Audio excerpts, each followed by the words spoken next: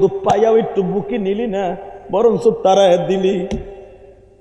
কিন্তু মনে রাখবি, কোন একদিন এই গরিবরে লাগতে পারে যেদিন তুই কাউরে কাছে পাবি না।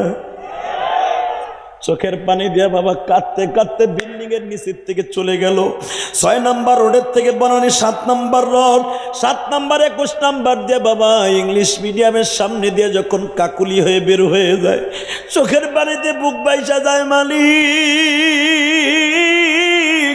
তোমার খেলা বুঝবার মতো, তোমার খেলা বুঝবার মতো জগতে মানুষ নাই। তুমি রাখো 5 তলাতে, কেহ গাছতলা। এই গান গাইতে গাইতে রিক্সার প্যাডেল মারতে মারতে চলে যায় রে বন্ধু। এ সিরাজগঞ্জের বাইরা বাস্তব ঘটনা। বেশি দিন যায় নাই, মাত্র 6 থেকে 7 মাস পরে শীতের মৌসুম চলে আসলো। ও বাজান, ওই 21 নাম্বার রোড দিয়া যখন বন্ধু কুয়াশার মধ্যে রিক্সা চালাইতেছে, হঠাৎ করে ইংলিশ মিডিয়ামে 7 বছরের মাইয়াটা পড়ে। ডিস্ট্রিক্ট বন্ধু মেয়েটারে লইয়া বাবা যাইতেছে ইংলিশ মিডিয়াম স্কুলে।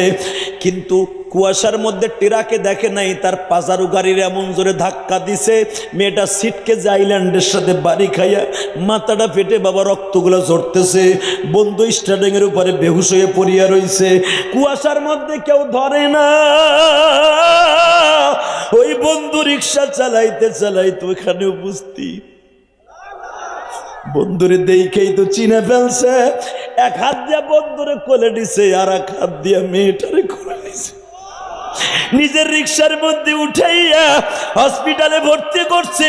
মেয়েটার ইমার্জেন্সি রক্ত লাগবে।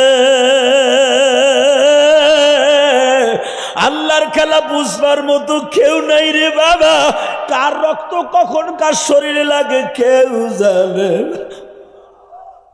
ঠিক আছে, এবার চোখের পানি ফেলাইয়া কানবা।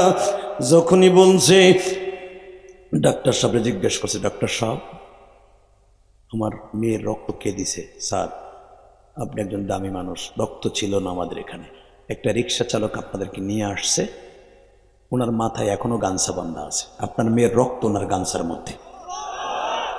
কে কে কে কে কে? রিসিপশনে আছে স্যার। এখন কানবেন। কে কইছে আল্লাহ আপনারা মাফ করবে না যুবক? এই দাদা ভাই কি কইছে? আমার আল্লাহর খেলা বুঝবার মতো কেউ নাই। কথা কও না কেন? ডাক দাম তো স্যার। ডাক দিয়ে আনছে, আরে তুই ফারুক না? দোস্ত আজকে চিনছ? দোস্ত আমার আর লজ্জা দিস না, ওটা আমার বাড়ি না, এটা হসপিটাল। এবার কানবেন। সঙ্গে সঙ্গে রিক্সা চালক বন্ধু বলে, দোস্ত এখন তো তুই চাবি, তোর মেয়ের রক্ত দিছি, বাঁচাইছি আল্লাহর হুকুমে, তোর বাড়িটা আমার লেখা দিতে চাইবি। দোস্ত তোর অর্থের প্রতি আমার কোনো লোভ নাই, তবে আমার সাথে যদি একটা জিনিস ওয়াদা দেস, আমি রক্তের ঋণ বাদ দিয়ে দিব। যোগ বাইরে তোমাদের জীবনে এরকম হতে পারে, আমার জীবনেও হতে পারে, অথবা এই সভাপতিও হতে পারে। বাজান রে, এবার চোখের পানি ফেলে আমার মাওলারে রাত 12টার সময় দেখায় দিবা। যখন বলছে দোস্ত